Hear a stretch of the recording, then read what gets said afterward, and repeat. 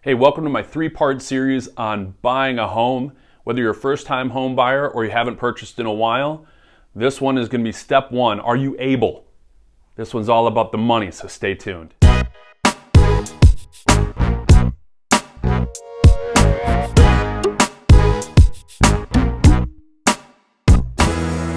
Welcome to Minneapolis Living. I'm Nick Sundahl and I run ÄKTA Homes of Keller Williams Classic Realty Northwest. Before we jump into it, please hit the subscribe button. And while you're there, ring the bell so you're alerted every time I share a new video on Tuesdays and Fridays. The first step of part one is, are you able to purchase? You can actually start this on your own by checking your credit score. There are a couple of free spots you can go to, whether it's My Free Credit Report or Credit Karma, and check out your score. What's nice about this, it's not only free to you, but it doesn't actually hurt your credit score at all. So you are allowed to look at your own credit by law without hurting your score, and before you even go talk to a loan officer. The number you want to see there is above 640. That is the minimum credit score for a conventional loan. And ideally you'd want to be above 700 or even 720. Now, there are some loans that you can go down to as low as 580, but you will be paying a premium on your loan, and that can cost you a significant amount of money over the life of the loan. Of course, we have loans out there for vets, VA loans that are 0% down, or perhaps you need some down payment assistance. There are local and national programs to help you out there. If you're looking at an FDA loan, you're a farm or a rural area, there are certain loans that are set up for you there. But ultimately, you want to look at that 640 as kind of your baseline in terms of credit, and take a look at your employment history. You know, if you've been gainfully employed for the last 10 years at the same job, this shouldn't be an issue. Really, you want to have at least 6 months, maybe up to 2 years of pay stubs and employment history within a particular industry.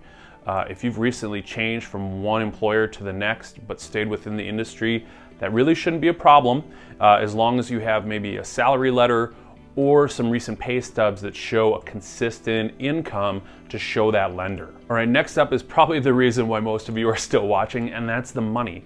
How much does it cost to buy a house? Well, obviously that depends on the purchase price, but generally speaking, a down payment on an FHA loan is 3.5%. Keep in mind, this is a federally insured loan, which means you do have mortgage insurance for the life of the loan.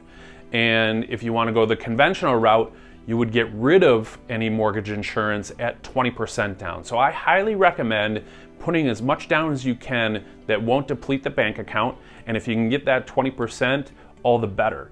There are some 0% programs out there. Of course, vets, VA loans are available. If you're out in rural areas, and FDA loans, perhaps you might have a 0% situation. There are also down payment assistance programs for first-time home buyers. Here in the Twin Cities, we have some available. Nationally, there are some available. So depending on where you sit financially overall with your credit, your debt to income, would kind of determine the type of program and your down payment. When it comes to closing costs, well, this is the cost of doing business. And you can expect to see another 2.5% to 4% in terms of out-of-pocket expenses to pay for the transaction. This goes to lender fees, it goes to title fees, and it pays for transaction fees to the brokerages. Again, this is the cost of doing business, and you need to have that kind of money in cash when you go to the closing table. I know some of you may be asking that, well, I thought sellers paid closing costs. That's what happens all the time. Well, in a seller's market, it really doesn't. And also keep in mind, that's coming out of their bottom line as well. So if you can structure an offer that's attractive to them, then of course they may be willing to pay some of your closing costs, which of course would help you in terms of cash. But I wouldn't expect it, and it's not something that is a standard practice. You'll also want to make sure you have enough money once you move into the home to pay for things you don't normally pay for, and that would be like a lawnmower or snowblower, or just getting fresh paint for the house.